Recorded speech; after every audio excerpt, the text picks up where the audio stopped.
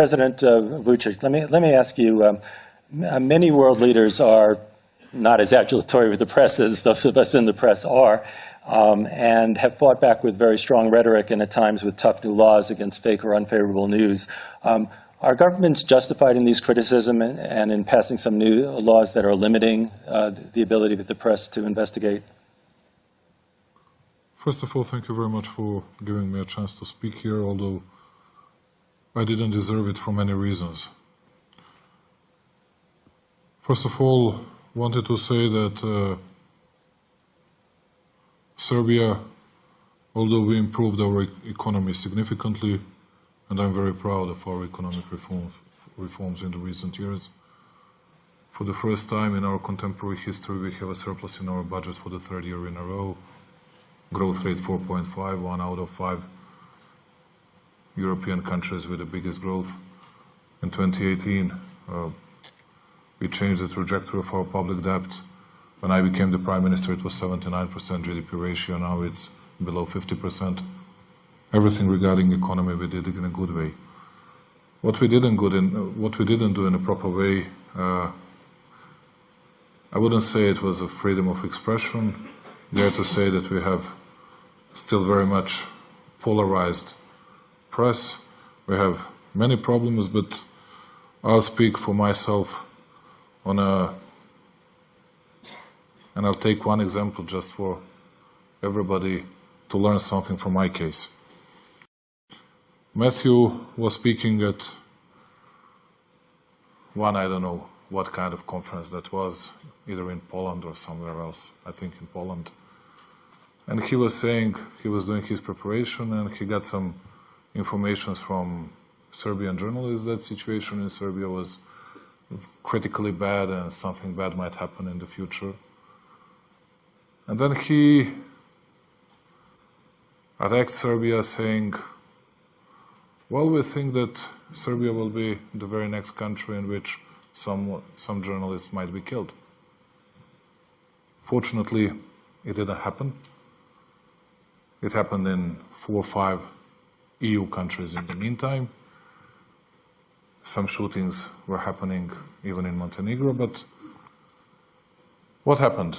I'm not here to defend myself or to attack Matthew. I came here and I did it privately before we entered the session, because something happened even in Serbia. One guy was writing something in local press, in papers that I have never heard of, against local guys in power, and surprisingly, or it shouldn't be said surprisingly, his garage was attacked, then fire was spread to the first floor of his house. His entire family were in jeopardy. And then I started thinking of Matthew's words. Although I didn't believe that it might happen in my country, because I thought everything was only false allegations. And I still think that a part of it, anyway, was something like that. We arrested a guy that ordered that. We arrested a guy and a lady that committed that. But still, mastermind hasn't been arrested. And we think that we know who was behind it. And I can say that we expect to finalize the case with all the evidences and proofs within, I can't say, a week or 10 days. But after that, I learned something and I started to be very cautious and very much afraid. And that's why we need to finish this case and we need to be so-called brutal in all similar cases. And I'm speaking about our responsibility. I'm not criticizing guys from the opposition that are saying for our journalists sluts or whores if they don't like what they do. No, I'm speaking about ourselves.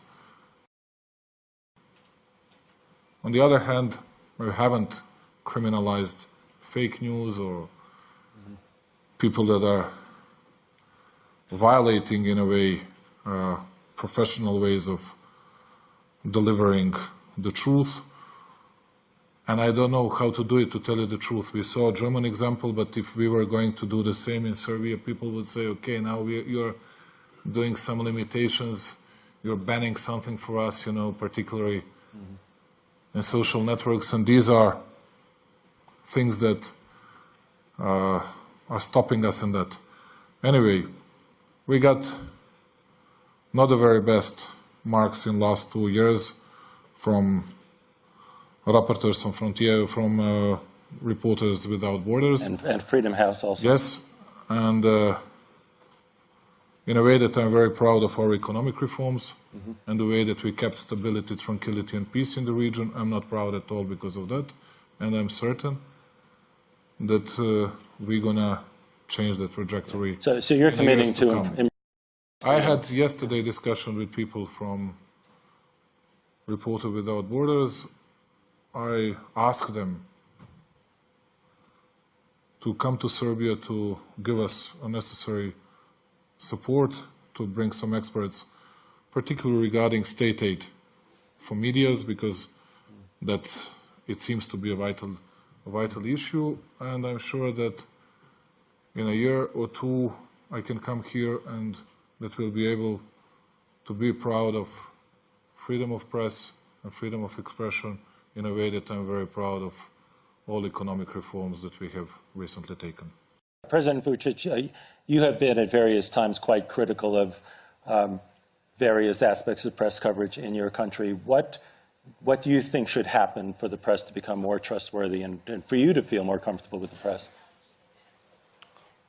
First of all, I wanted to say one sentence about impact that free press might make on economic environment. I think that's, at least in Europe, something of the biggest significance. Not the biggest, but almost the biggest significance, because Serbia attracted 60% of overall Western Balkans FDI. And we did it because of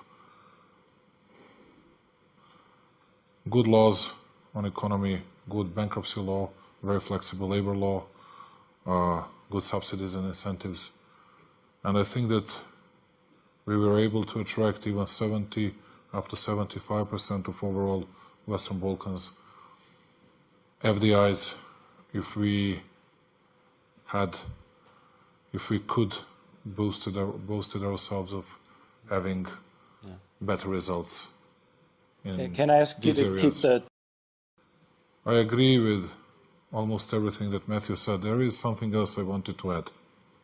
We'll have to change ourselves. We'll have to secure press environment, and we'll do it. And I'm almost certain that you are going to find no other leaders in the world that would say the same words as I'm doing today. And everybody else will only defend his or her position, and it's always easy. I'm not going to do that. And on the other hand, there is something that is very much objective and that we cannot beat, none of us.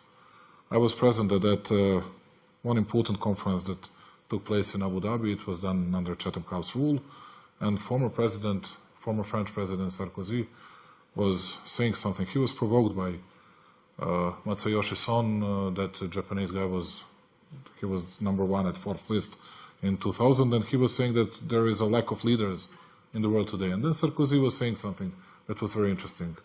He said that it cannot be any leaders in the current world, because you have social networks. You have one guy with one profile, with one post. How can he beat thousands of fake and real profiles? And there is no trust. There is no trust at all. And what Tina was saying today, people sell emotions, not facts. Even if you ask my people in my country whether they are satisfied with economic performance, they would say, although you have all the numbers here, which I exposed, they would say, well, we still feel very poor, we are not satisfied, or whatever else they can find about it.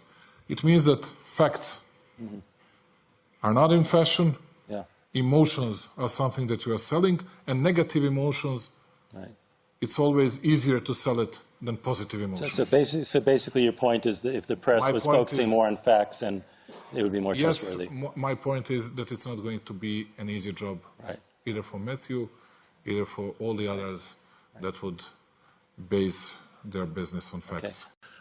You said you were yesterday visited by Reporters Without Borders, and if I'm correct me if I'm not, they said that the biggest issue in Serbia is verbal aggression made by those in position of political power towards journalists. Now, thinking of that, my network that I work for is still quite critical towards government in Serbia. For a very long period of time, whenever my colleague would come to your press conference, you would emphasize that the question is coming from somebody from the American N1 television. Why would you be doing that in a country that was bombed by NATO, and where constantly repeating towards somebody that is somehow connected with US is not exactly a compliment? Thank you for saying this, because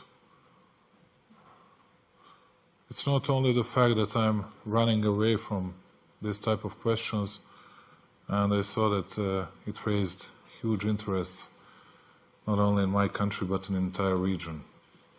And it shows something. First of all, dear Hrvoje, you couldn't find anything bad that I said about network you belong to.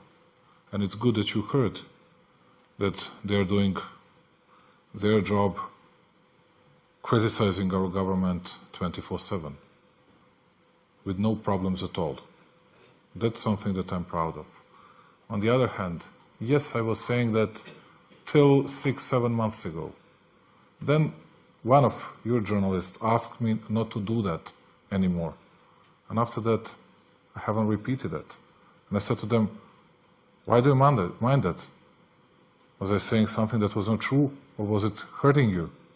They were saying, yes, we didn't feel well when you were saying that we were coming from the US television. And I said, okay, I'm not going to repeat it. And it has never happened again. And I'm the only one, just for you to know, because it's not that everything's black and white. I'm always accepting and receiving all the journalists in my country, all of them. And I'm the only one who does it. Because if you're going to send, let's say, some journalists to the oppositional headquarters, they don't allow them to enter their premises. I do receive all of them and do reply to everyone on every single question. So and I think in a polite way, if that was not the case always, and I think it was, I'm always ready to do an excuse and to change myself.